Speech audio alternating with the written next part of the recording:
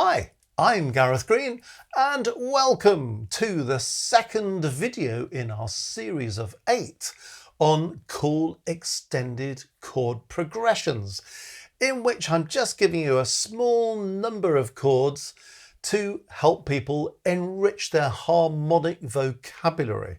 And in this video, I'm just focusing on extending chords as far as the 7th.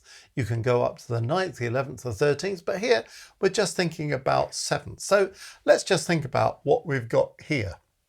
The first chord that I've put on here is a C major 7 chord. So what's a C major triad? It's C, E, G, and if I put a major 7th on it, is B. If I just called it a C7, it would have a B flat on it. But if I call it a C major 7, then we're using a B natural. Because if I call something C7, it's telling me to use a minor 7th above C at the top. But if I want a major 7th, I have to specify that it's a major 7th, just to make that one clear. Okay, now what's the next chord then? It's a B minor 7. Okay, well, what's a chord of B minor when it's at home? It's B, D, F sharp.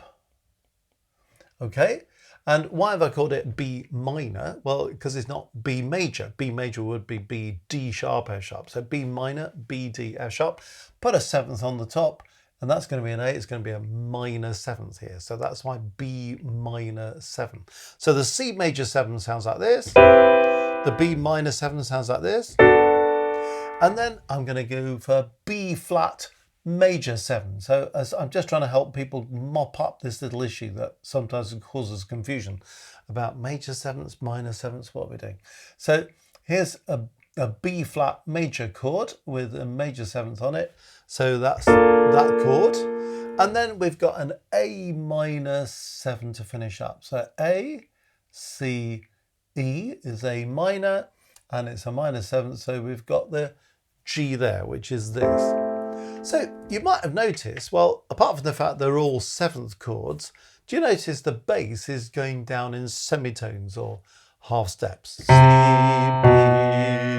flat, A. And that's quite a cool thing to do, because you might be looking at this thinking, well, which key are we in? Well, there are a number of possibilities for which key this might come from, if you like. But just in terms of getting this idea that the bass might slip in semitones or half steps, and above each note you can put a 7th chord, and you can then think about, well, you know, do you want a major 7th, a major chord, minor 7th? You know, this is why I'm in this case alternating majors with minors on the 7th. So what do we get when we put that together? Here's the C major 7, the B minor 7, the B flat major 7, and the A minor 7. It's quite nice alternating that major minor thing and having that kind of descending bass like that, isn't it? So again, you can do lots of different things, you know, just kind of decorate the melody.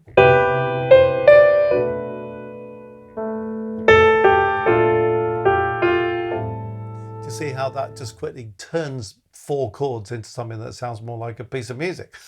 Get a bit of movement in the bass.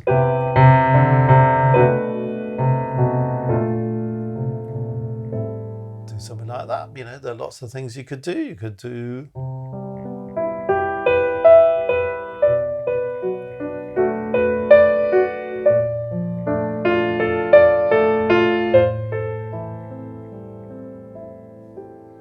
So there are lots of different things you could do, whichever style you want to work in. You might be thinking working in a kind of jazz style, but you could do something like I've just done and do something that's quite atmospheric, quite reflective. But it's just the notion of extending beyond basic triads, and also maybe just thinking I don't have to be stuck with chords inside a particular key if I'm just wanting to kind of find some colour in what I'm doing. So this is just 4 chords dealing with extending as far as the 7th, thinking about majors and minors, thinking about the notion of a bass line stepping down in semitones or half steps. And you could apply that to a heap of other chords as well if you wanted to do that. But have a play around with it and see where it takes you. Well, if you've enjoyed this video, let me invite you to the Music Matters website, www.mmcourses.co.uk. Lots of courses out there. One of the things that lots of people struggle with is looking at a piece of music and working out what's actually going on. How do we analyze a piece of music? And in particular, people struggle with working out what the chords are in a piece of music. So if that's something that you think, yeah, I could do with a bit more on that, we've got a number of analysis courses. For example, we've got a course that's focused on a Bach Prelude and Fugue in F sharp minor from the 48 Preludes and Fugues. We've got another one focused on Beethoven's famous Pathetique piano sonata, where we're going through all of that, talking about the structure, talking about what's going on in the music, but talking about all the chords.